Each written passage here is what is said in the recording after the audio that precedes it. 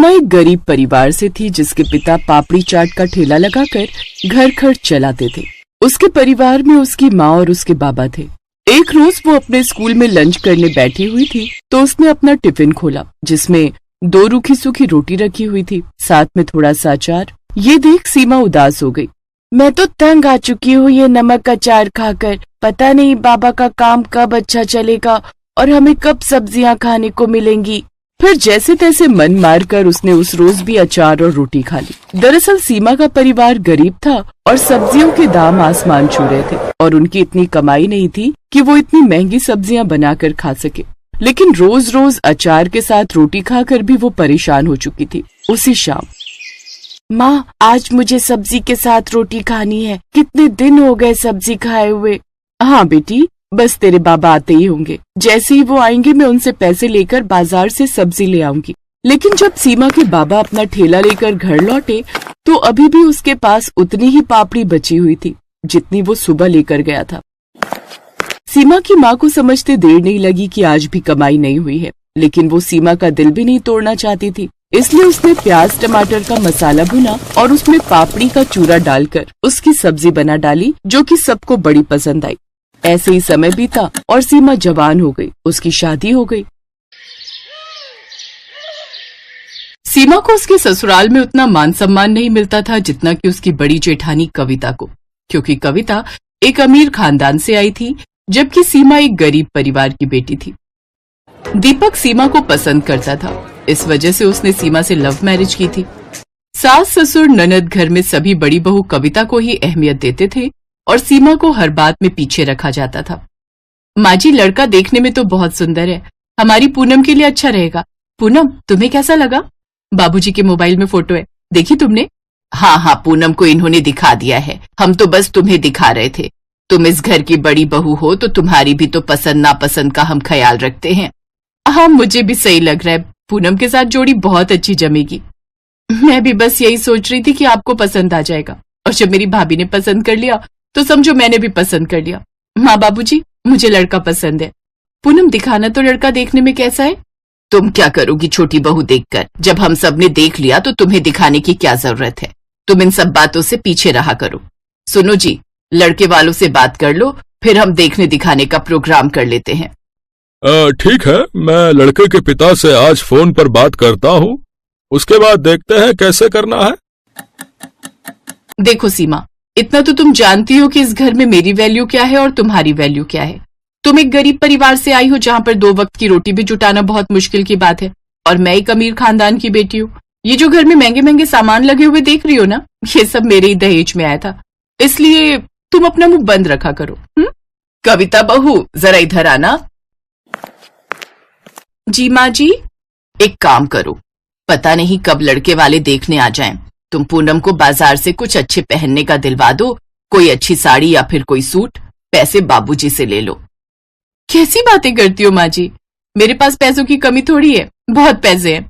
मैं अपने पास से दिलवा दूंगी पूनम को। माँ जी, मैं बस तैयार हो जाती हूँ। चलो पूनम, तुम भी तैयार हो जाओ, फिर बाजार चलते हैं। जीती रहो बहू। सीमा देखती रही, उसे बिल्कुल भी इज्जत नहीं दी गई। सीमा की आंखों में आंसू आ गए। कुछ दिनों बाद पूनम का रिश्ता तय हो गया। पूनम को लड़के वालों ने देखा तब भी सब कविता को ही आगे कर रहे थे। उस समय भी सीमा चुप रही।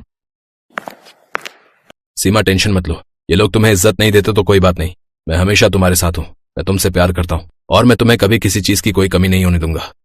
मैं जानती हूँ दीपक, इसी वजह से तो मुझे यहाँ रहने में हिम्मत मिलती है, क्योंकि आप मेरे साथ हो। पर कभी कभी मन बहुत उदास हो जाता है। घर में कोई भी मुझसे ठीक से बात नहीं करता, सब घृणा की नजरों से देखते हैं। समय के साथ सब बदल जाएंगे। अभी उन्होंने तुम्हारी अच्छाई नहीं देखी ना, जिस दिन तुम्हारी अच्छाई उनके सामने आएगी तब सब बदल जाएंगे।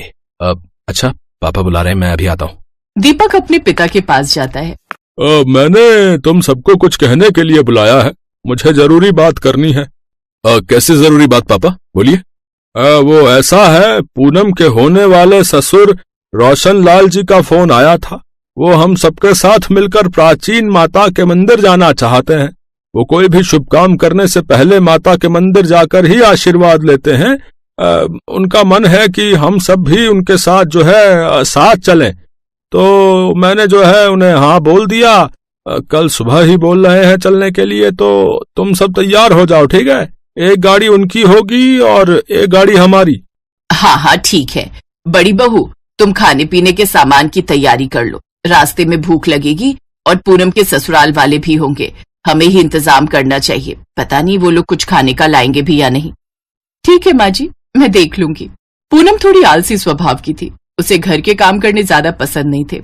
उसने अपनी सास की बात को एक कान से सुना और दूसरे से निकाल दिया। वो तो बस घूमने जाने की तैयारियों में लग गई। अगली सुबह 9 बजे निकलना था। सुबह किसी की भी आंख नहीं खुली, पर सीमा 4 बजे ही उठ गई थी। घर में सब सो रहे थे। सीमा को पता था कि अभी कुछ देर बाद सभी को सफर पर निकलना है और रास्ते में सबको भूख लगेगी, इसलिए उसने कुछ खाना बनाने का सोचा। अरे घर में तो कोई भी सब्जी नहीं है, अब मैं सबके लिए क्या बनाऊं? तभी उसकी नजर सामने रखी पापड़ी पर जाती है, जो कुछ दिन पहले उन्होंने घर में चाट बनाने के लिए मंगवाई थी। वो उसी पापड़ी की सब्जी बनाकर तैयार कर लेती है, साथ में थोड़ी रोटियां भी बना लेती है। तब तक घर में सब उठ चुके थे। सब तैयार हुए और गाड़ी में बैठ गए। रास्ते में क्या खाएंगे ये किसी को चिंता नहीं थी, पर शायद एक सीमा ही थी जो समझदार थी और उसने खाने का सामान रख लिया। पूनम की होने वाली सास सीमा की सास के साथ ही गाड़ी में बैठी थी। सब मिलजुल कर 2 गाड़ियों में बैठकर यात्रा पर निकले। अरे मैंने तो ब्लड प्रेशर की दवाई खानी है, पर दिमाग ही नहीं आया कि खाने का डिब्बा पैक भी किया, पर घर पर ही भूल आई। क्या करूं, उम्र के साथ साथ याददाश्त भी कमजोर हो गई है। तभी तो सोच रही हूँ पूनम शादी होकर घर आ जाएगी तो सब कुछ जिम्मेदारियां संभाल लेगी। माँ, हम लोगों ने कुछ खाने का रखा था, माँ जी को दे देते, ये दवाई ले लेंगी। कविता आगे वाली गाड़ी में है, एक बार पूछो अपने भैया को फोन करके। पूनम फोन करती है तो पता चलता है कि कविता ने खाने का कुछ भी नहीं रखा। सीमा गाड़ी में बैठी सब कुछ सुन रही थी। अब उससे रहा नहीं गया और वो बोली, आंटी जी, वो मैंने पापड़ी की सब्जी और रोटियां बनाई हैं। वो घर में सब्जी थी नहीं, इसलिए मैंने वही बना डाली। बचपन में माँ बनाती थी, उन्हीं से सीखा था। अरे वाह, पापड़ी की सब्जी, ये तो सुनने में ही बड़ी मस्त लग रही है। पापड़ी की सब्जी बनाने वाली बहू, जल्दी से परोस देना। ये तो बहुत अच्छी बात है आंटी जी, मैं अभी सबके लिए खाना परोस देती हूँ। तुमने कब बनाई बहू? वो माँ जी सुबह 4 बजे आँख खुल गई थी तो मैंने सोचा कुछ खाने का बना लेती हूँ। सीमा ने एक प्लेट पर रोटी और सब्जी रखकर पूनम की होने वाली सास को दी। भूख भी सभी को लगी थी। सभी ने पापड़ी की सब्जी रोटियों के साथ खाई। सबको वो पापड़ी की सब्जी बड़ी पसंद आई और सबने सीमा की खूब तारीफ की। सीमा के चेहरे पर एक संतोष वाली खुशी थी। अगर सीमा सुबह जल्दी उठकर खाना न बनाती तो आज सब भूखे रहते। पूनम के ससुराल वालों पर भी बहुत बुरा असर होता। पूनम, तुम्हारी सीमा भाभी बहुत समझदार है। मैं चाहती हूँ कि तुम भी अपनी सीमा भाभी की तरह समझदार बनो और हमारे घर को पूरी तरह संभाल लो। सीमा, तुम बहुत समझदार हो। सीमा, तुम जैसी बहू किस्मत वालों को मिलती है। तुमने आज हम सब की इज्जत बचा ली। तुमने आज एक समझदार बहू होने का फर्ज निभाया। जीती रहो बहू, जीती रहो। उस दिन सीमा को एहसास हुआ कि जो ससुराल वाले उससे दूरी बनाकर रहते थे, आज वो सब उसे बहुत सम्मान भी दे रहे हैं और बहुत प्यार से भी बात कर रहे हैं।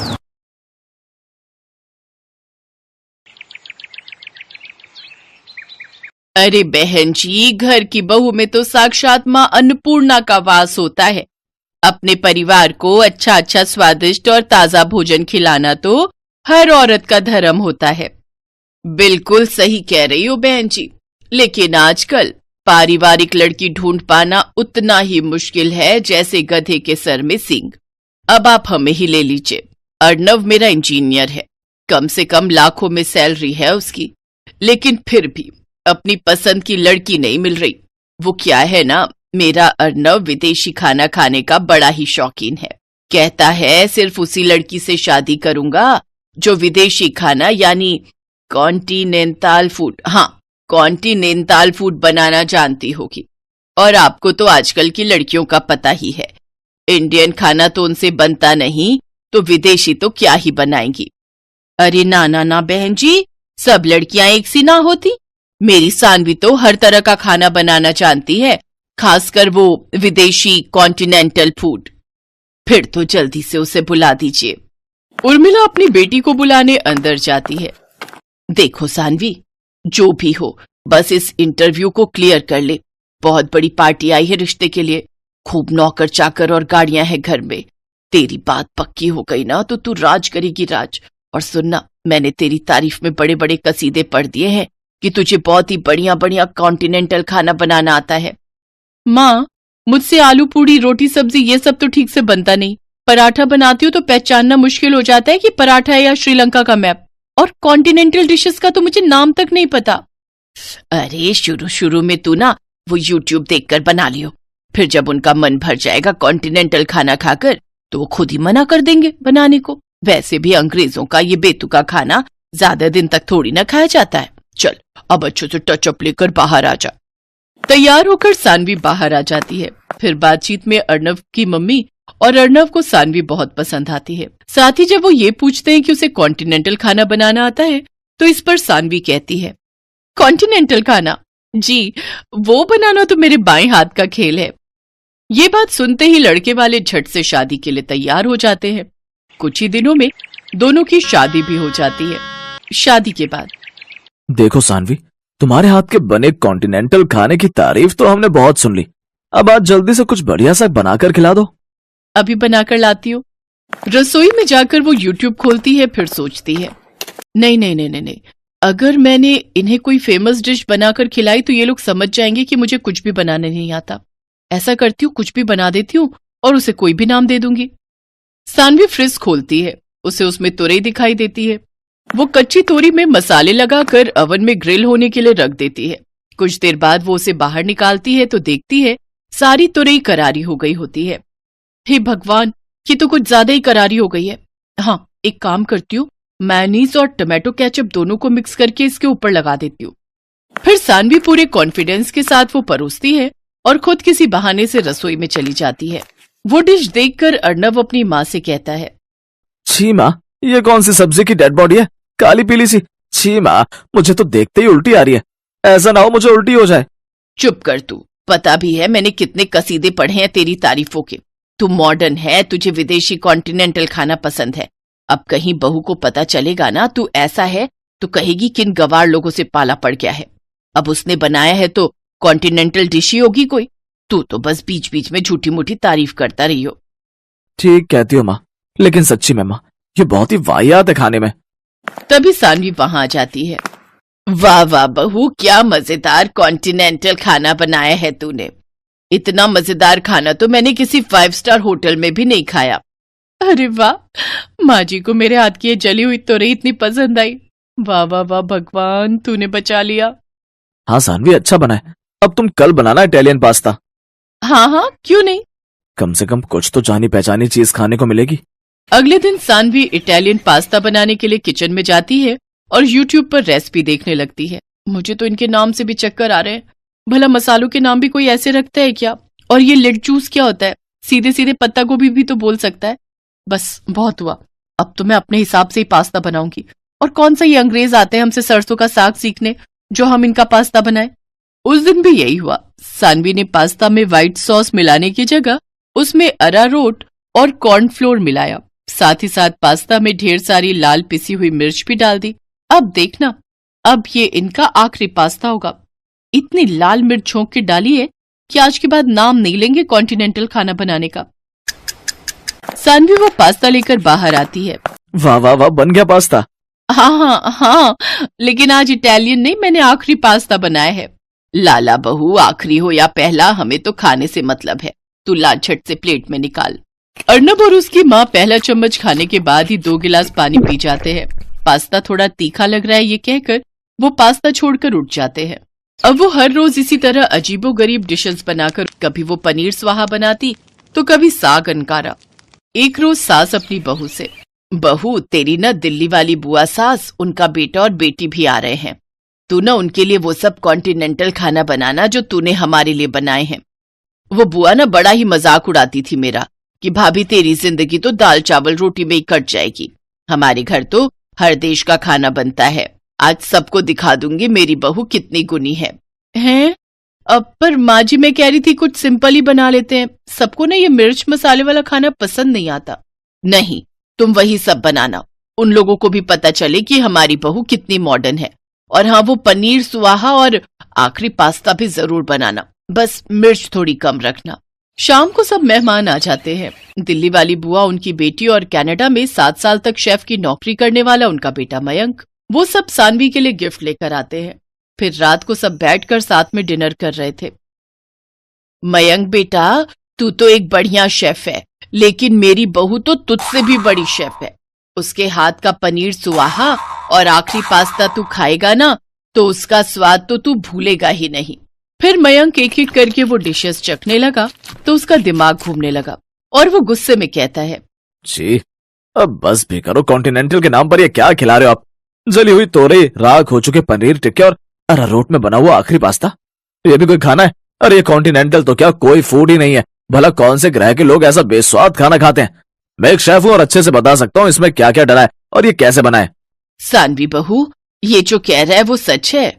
मुझे माफ कर दो मम्मी जी, मुझे लगा था मैं यूट्यूब से सब देख देख कर बना लूंगी, लेकिन सब गड़बड़ हो गया। पर आप दोनों तो उंगलियां चाट चाट कर खाते थे ना? उंगलियां चाट कर नहीं, बल्कि नाक बंद करके और अपनी उंगलियां रोक रोक कर खाते थे, क्योंकि सच तो ये था हमने कभी पहले कॉन्टिनेंटल खाना खाया नहीं था। तो क्या आपने झूठ कहा मुझसे? हाँ बेटा, जैसे शादी करने के लिए तेरी माँ ने झूठ के पहाड़ बनाए ना, वैसे ही मैंने भी बनाए। हाँ, और आप दोनों के इस झूठ में आखिरी पास्ता हम दोनों का बन गया। ये बात सुनकर सभी जोर जोर से हंसने लगते हैं।